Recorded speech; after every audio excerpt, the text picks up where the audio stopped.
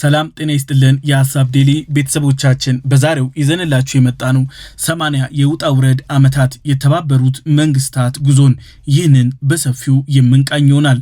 ከምስረታው ጀምሮ አብራችሁን ሁኑ። የተባበሩት መንግስታት ከ80 አመታት በፊት በሀገራት ተወካዮች የዓለምን መመሪያ ቻርተር ተወያይቶ አጽድቋል። The signing is done. The great charter is completed. This draft of mankind's deepest hopes already a historic document. Perhaps the Magna Carta of peace-loving humanity itself. እስካሁን ድረስ የምንጠቀምበት ከ80 አመት በፊት የተፈረመው ቻርተር ነው። ከዛሬ 80 አመት በፊት ከ50 በላይ ሀገራት ከወንበራቸው ተነስተው በአንድ ድምጽ አጽድቀውታል፣ ስራም አስጀምረውታል። Nation by nation, the delegates stand up for the great new charter they hammered out together. 50 nations standing side by side, unanimous for peace.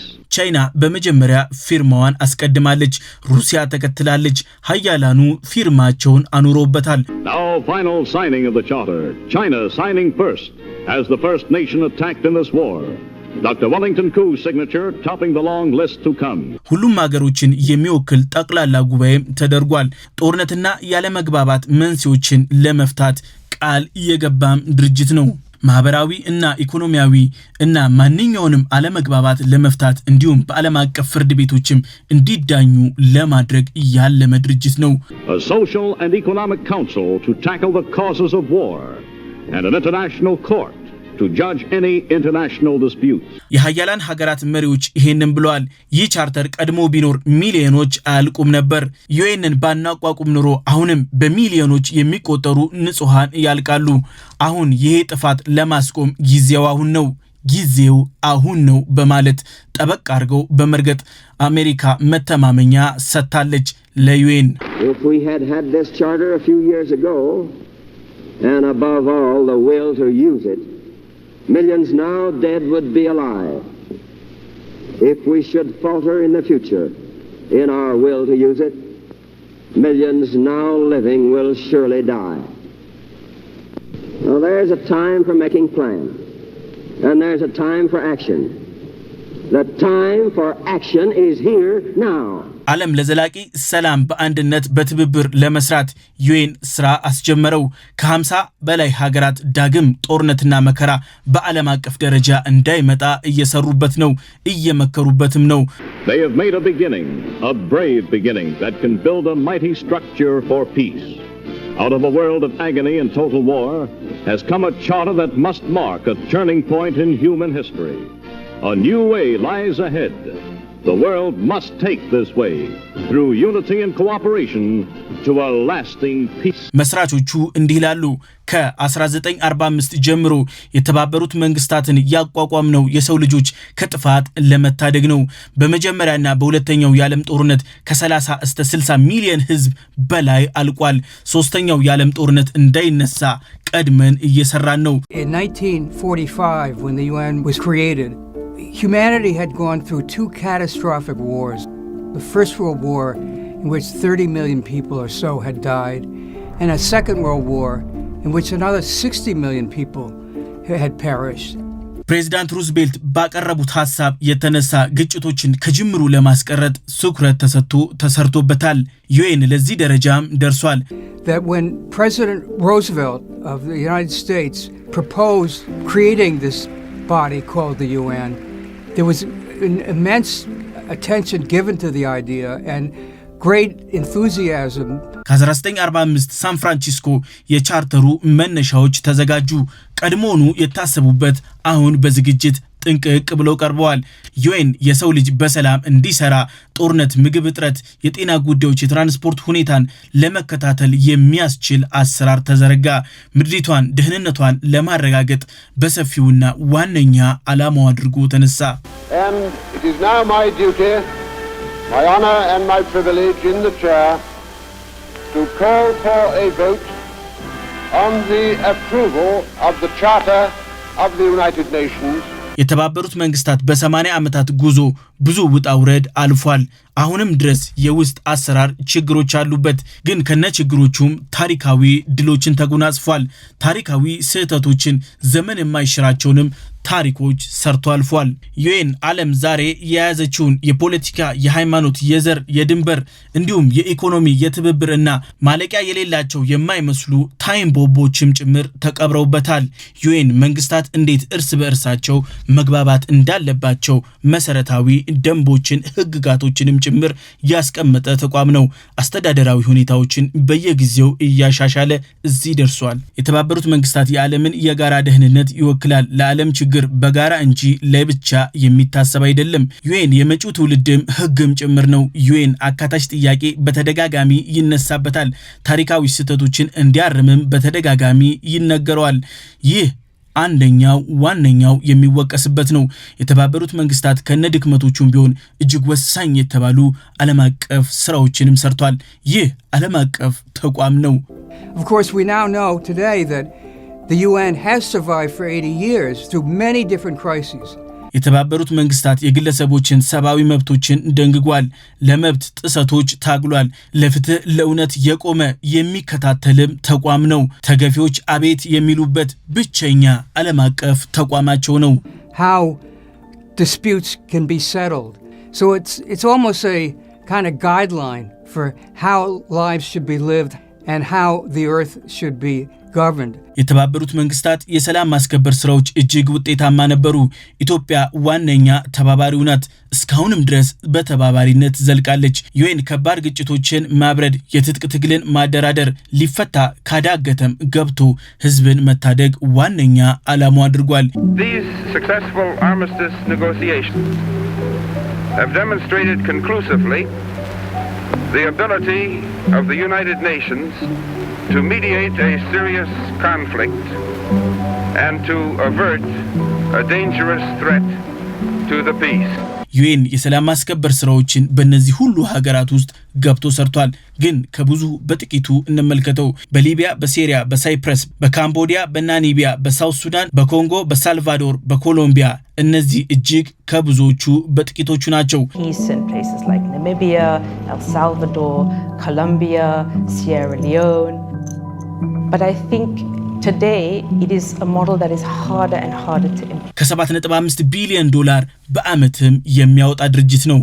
We spend about $7.5 billion on war and on our militaries. We spend that a year on peacekeeping across the world. የተባበሩት መንግስታት በሽታዎችን፣ ወረርሽኞችን ለመግታት እየሰራ ነው። ክትባት ለማዘጋጀት የሚሳተፍም ትልቅ ድርጅት ነው። የጅምላ ምርት ሂደትም ላይ ሰፊ ድጋፍ ያደርጋል። ክምችትና ሎጂስቲክ ላይ ተባብሮ ይሰራል። የተባበሩት መንግስታት ዩኤን የሴቶች መብት ላይ፣ የጾታ እኩልነት ላይ ታላቅ ሚና እየተጫወተ ነው።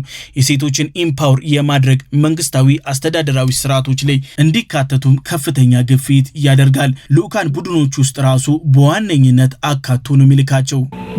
My dear friends, I would like to welcome you. It is the first intergovernmental meeting in the world where women form part of virtually every delegation. በ1995 በቤጂንግ ኮንፈረንስ በማዘጋጀት በሚሊዮን የሚቆጠሩ ልጃገረዶች ወደ ትምህርት ቤት እንዲሄዱ አስችሏል። እስከ 12 ድረስ ትምህርታቸውን እንዲያጠናቅቁም ከፍተኛ ግፊትም ድጋፍም ያደርጋል። ዘመናዊ ባርነት፣ ህገወጥ ዝውውር፣ በጦርነትና በግጭት ተጎጂ ሴቶችን የጾታ ጥቃትንም የሚከላከል ድርጅት ነው። እነዚህ ጉዳዮች ላይ በሰፊው ትኩረት ይሰጣል። የሴቶች ኢኮኖሚያዊ ተሳትፏቸው ከፍተኛ እድገት እንዲያስመዘግብም በተከታታይ ድጋፍ የሚያደርግ ድርጅት ነው። The attention that people now pay to issues like modern slavery, trafficking, sexual violence in conflict. So there are huge advances that we have seen over the decades in terms of literacy, political inclusion, economic inclusion. ዩኤን የተባበሩት መንግስታት ሰፊ ውይይት መድረኮችን ያዘጋጃል። ረቂቅ ውሳኔዎችንም ጭምር የሚያጸድቅ ድርጅት ነው። Will those in favor of the draft resolution please raise their hands? ዩኤን የተባበሩት መንግስታት ድርጅት ሀገራትን ፊት ለፊት የሚያገናኝ ነው። የሁለትዮሽ ግንኙነታቸው መጥፎ ቢሆንም የጋራ መድረክ በማዘጋጀት የሰላም በር ይከፍትላቸዋል፣ ነገሮች እንዳይባባሱም ያደርጋል። በዚህም የተነሳ ሀገራት ኒውክሌር ከመማዘዝ አድኗቸዋል። ዩኤን በተደጋጋሚ በትኩረት እዚህ ላይ ይሰራል። ሀገራት በተደጋጋሚ የጦር መሳሪያ ቅነሳ እንዲያደርጉ ግፊትና ማበረታቻ ያደርጋል። በዚህም የተነሳ ጦረኛ እሳቢዎች እንዲቀንሱ በሰፊው እየሰራበት ነው። የተባበሩት መንግስታት የሀገራትን ሀብቶች በማጣመር ረሃብና በሽታዎችን ይከላከላል። ድህነት ቅነሳ ላይ በሰፊው ይሰራል። የትምህርት ተደራሽነት እንዲሁም የንጹህ መጠጥ አቅርቦት ላይ በሰፊው ይሰራል። የእናቶች ሞት ላይ ከፍተኛ ትኩረት አጀንዳም አድርጎ የሚሰራ ድርጅት ነው። 80 years ago, the world planted a seed of hope that peace is possible when humanity stands together. አስቸጋሪ የተባለውን የአየር ንብረት ለውጥ ላይ ከፍተኛ ትልቅ ውሳኔዎችን ያሳልፋል። የፓሪስ ስምምነት እንዲፈረም የበኩሉን ይወጣል። ዘላቂ የልማት ግቦችንም ቀርጾ የሚሰራ ግዙፍ ተቋም ነው። ዩኤን መንግስታት ብቻቸውን ሊወጧቸው በፍጹም የማይችሉ ጉዳዮች ላይ ትኩረቱን አድርጎ ይሰራል። ወረርሽኞች ልክ እንደ ኮቪድ-19 ያሉትን ክትባት ዝግጅት ላይ ሰፊ ድጋፍ ያደርጋል። ኢኮኖሚያዊ ቀውስም እንዲረጋጋ የሚመክርም ድርጅት ነው። የተባበሩት መንግስታት የ80 ዓመት ጉዞውን ከኢትዮጵያ ጋር እያከበረ ይገኛል።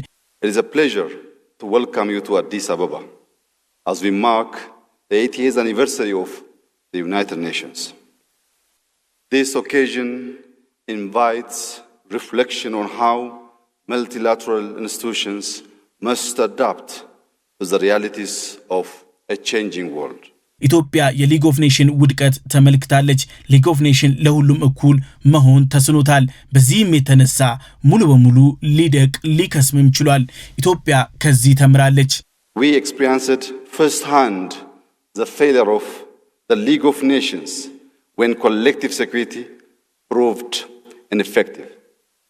Yet that experience did not turn us away from engagement.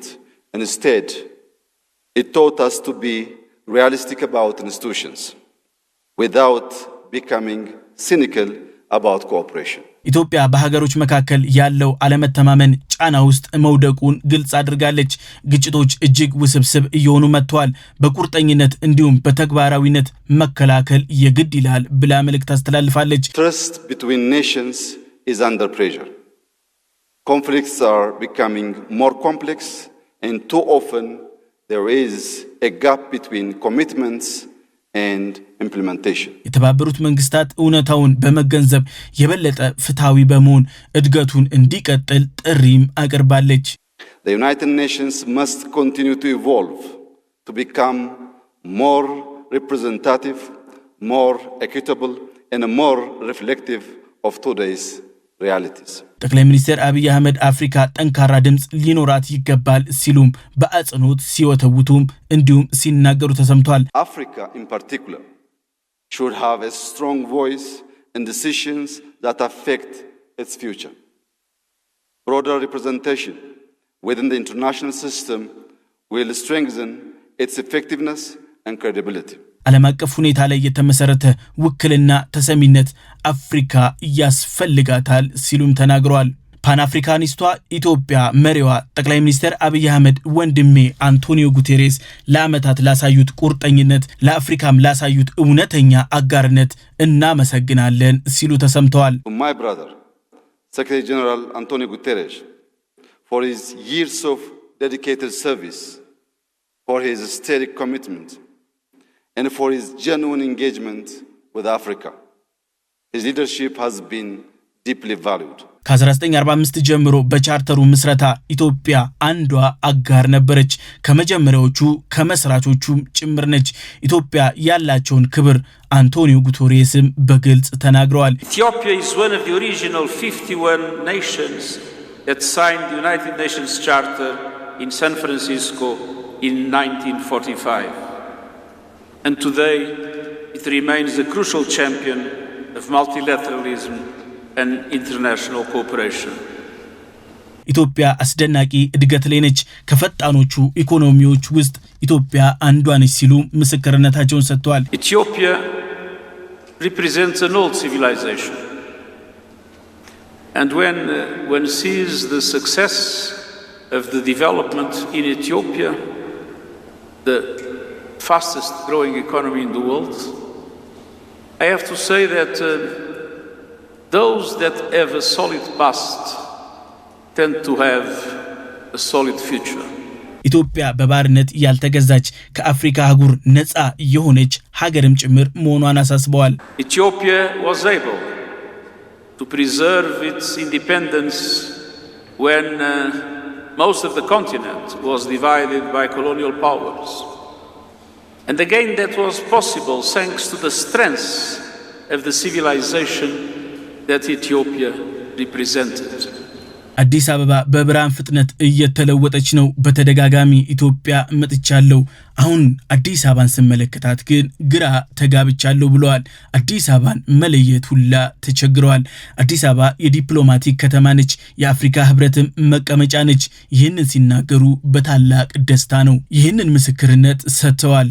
Now this very city of Addis Ababa that I visit at least once a year and I never recognize it. It is changing with the speed of light. But this city has become one of the most significant global diplomatic centers in Africa. ኢትዮጵያ የሰላም ማስከበር ስራዎች ላይ በሰፊው እየተሳተፈች ነው። ለሰላም ያላትን ቁርጠኝነት በተደጋጋሚም እያረጋገጠች ነው። For decades, Ethiopian women and men have served with distinction as uniformed and civilian personnel in United Nations peace operations, agencies, funds and programs around the globe. Collectively, they have helped protect civilians, build stability, and strengthen peace in some of the most difficult and dangerous places in the world. ዩኤን ለኢትዮጵያ መንግስት ያለው ታላቅ ድጋፍ አረጋግጧል። በለውጡ መደመሙንም አልሸሸገም። United Nations has been and we want to be a committed partner to Ethiopia. And the partner whose team here has as only objective to serve the Ethiopian people and to make sure that we support the strategy of the Ethiopian government. ኢትዮጵያ አፍሪካ በዩኤን ቋሚ መቀመጫ እንዲኖራትም እየሰራች ነው። With the people of Ethiopia and the people of Africa in their calls for a just representation across the institutions of global governance. And this means reforming the Security Council to reflect today's world and to redress the historical injustice against Africa by making its permanent representation a priority to enhance the Council's legitimacy and effectiveness. Building our future together ብላ ኢትዮጵያ ተነስታለች። የሐሳብ ዴሊ ቤተሰቦቻችን የዛሬው ይህን ይመስል ነበር። በቀጣይ በሌላ አጀንዳ እስከምንገናኝ ሰላም።